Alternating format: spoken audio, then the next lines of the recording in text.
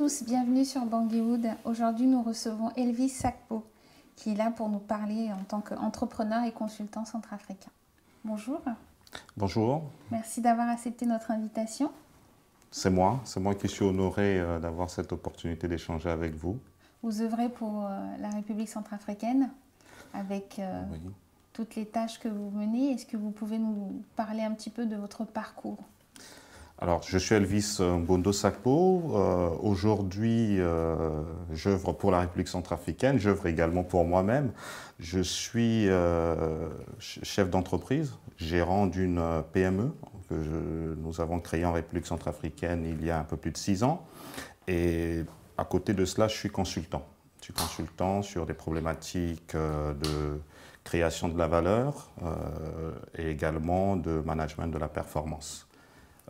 L'entreprise que nous avons créée en République centrafricaine s'appelle Lys Group et c'est une entreprise spécialisée dans l'hygiène et la propreté. Très bien, on va y revenir un peu plus tard. Aujourd'hui, quel regard vous avez sur la situation actuelle en République centrafricaine ?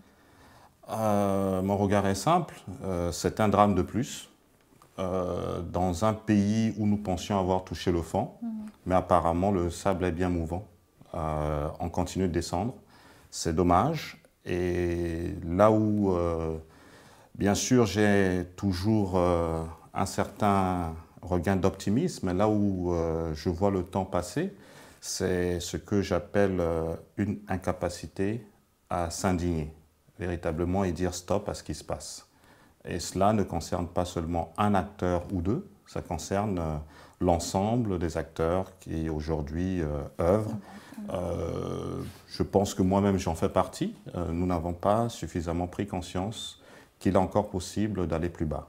C'est mon constat de la situation.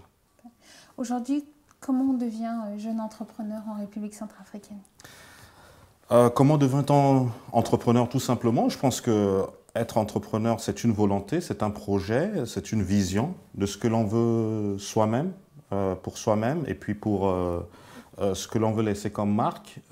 Aujourd'hui, à travers le monde, les plus grandes entreprises sont parties soit de la volonté ou de la folie d'un homme, d'une femme, bien entendu, pour nombreuses d'entre elles.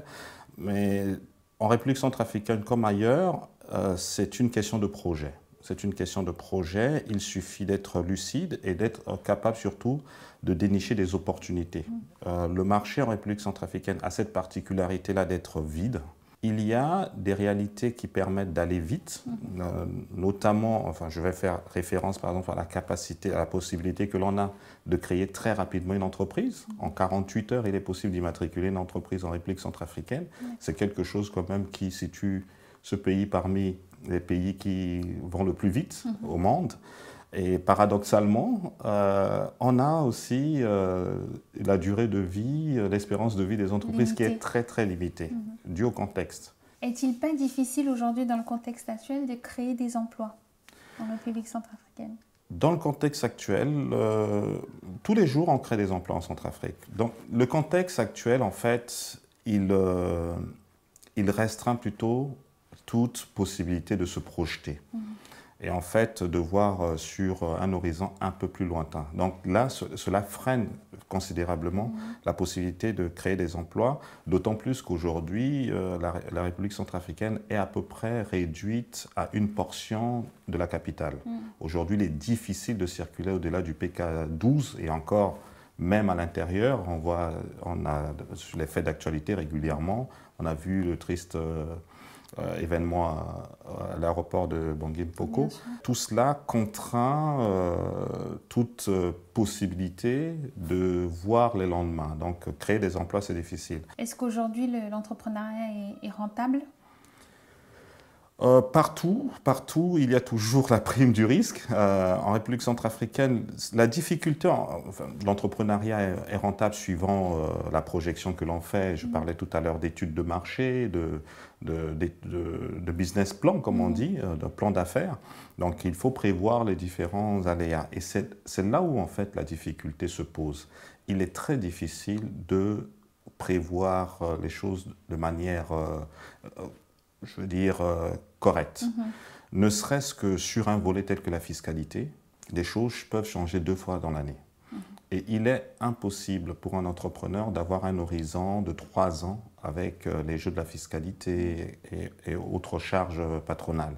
Il est difficile de tout impacter dans le prix. Et lorsque les impôts augmentent, enfin le taux d'imposition augmente, il est difficile d'aller réajuster le prix. Donc voilà les contraintes que l'on a véritablement. Mais ça reste rentable. Ça reste rentable, en tout cas, tout dépend de ce que l'on se fixe comme marge également. Personnellement, je n'ai pas créé pour en vivre, pour m'enrichir. J'ai créé surtout avec la volonté de créer des emplois. C'était votre premier objectif? Mon premier objectif, au-delà même de créer quelque chose de pérenne, parce que j'ai parlé tout à l'heure de volonté de transmettre aux miens, ma première volonté a été d'arrêter de participer à ces débats auxquels je participais régulièrement, qui faisaient de moi un utopiste, tout simplement en créant des emplois. Donc, lutter contre la pauvreté, on a des actions associatives, mais on a aussi du concret en créant des emplois. Donc, c'était ma première volonté et c'est ce qui m'a motivé jusqu'à présent. Donc, ma préoccupation au quotidien, c'est de maintenir les emplois créés. Toute démarche commerciale que nous avons a pour premier objectif de créer des emplois que l'on souhaite le plus pérenne possible. Est-ce que vous pouvez nous parler de Lise Group, votre bébé? Oui, Lise Group, oui, mon bébé qui grandit cette année déjà. Comment vous est venue cette idée de création justement et pourquoi Lise Group? 2 choses. Pourquoi Lise Group? Alors Lise Group, ce sont Lise, ce sont tout simplement les initiales de ce qui m'est cher et à quoi je me suis rattaché. Mon premier fils, c'est Lilian, mon deuxième, c'est Yanis, et l'amour de ma vie, c'est Serena. Donc voilà, et puis je me suis rattaché à tout cela. Donc ce qui fait Lise. Alors j'ai eu un 3e fils, j'ai eu la chance d'avoir un 3e fils qui ne s'est pas encore attaché à tout cela, mais bon, j'ai le devoir justement de créer quelque chose pour lui. Enfin bref, Lise Group, c'est parti de 2 constats. Alors, je vous ai parlé tout à l'heure de la volonté initiale que j'avais de créer. Et pour créer les emplois. Je suis arrivé en Centrafrique, je suis rentré, comme beaucoup, dans un bureau de ministre. Le constat était déplorable. Surtout lorsque j'ai demandé à aller aux toilettes. Chose tout à fait naturelle. J'ai regardé ce qu'étaient des toilettes utilisées par un ministre et j'ai dit qu'on était très très loin de commencer à bâtir quelque chose. Donc à partir du moment où le lieu le plus visité d'un local n'est pas entretenu, il y a des problèmes. On parle de nettoyage industriel pour l'hygiène qui concerne le domaine d'activité de Lise Group. On ne peut pas nettoyer des locaux professionnels de la même manière qu'on nettoie une maison. On parle d'agents d'entretien, des techniciens de surface. Ce sont des gens scrupuleusement formés et qui doivent travailler avec un professionnalisme que l'on ne peut pas décrire avec de simples mots. Il faut les voir travailler. Moi, en tout cas, j'ai des collaborateurs qui ont été régulièrement formés et qui aujourd'hui rendent ce travail-là de manière très, très pointue. Donc voilà toute la différence. C'est plus une philosophie à laquelle j'adhère, à laquelle je crois énormément, que j'ai voulu traduire en activité. Rapidement. Tout à fait. D'accord. Donc vous disiez que Lise Group était particulièrement dans le domaine de l'hygiène, c'est ça? Tout à fait. Hygiène et propreté. Cela concerne donc le nettoyage industriel que j'ai évoqué. Cela concerne également les espaces verts. Nous faisons de la création et de l'entretien des espaces verts. Et cela concerne surtout un autre volet que nous sommes en train de déployer, mais que le contexte national a ralenti, la blanchisserie industrielle. Un support qui viendrait en fait renforcer même le travail des pressings. Nous ne ferons pas du pressing, mais nous apporterons un support au pressing en fait, et surtout un volet, les hôtels. Ce qui fait aussi l'attrait d'un pays sur le plan touristique, c'est la capacité des hôtels à proposer des draps qui, blancs à la base, doivent rester blancs quand on les met le matin. Voilà toute la différence. Et nous sommes équipés pour offrir ce service-là en République centrafricaine, comme cela se fait un peu partout. C'est un petit marché, mais c'est un marché pour nous qui a du sens, parce que la volonté reste toujours, je vous l'avais dit, de partir de là pour aller ailleurs.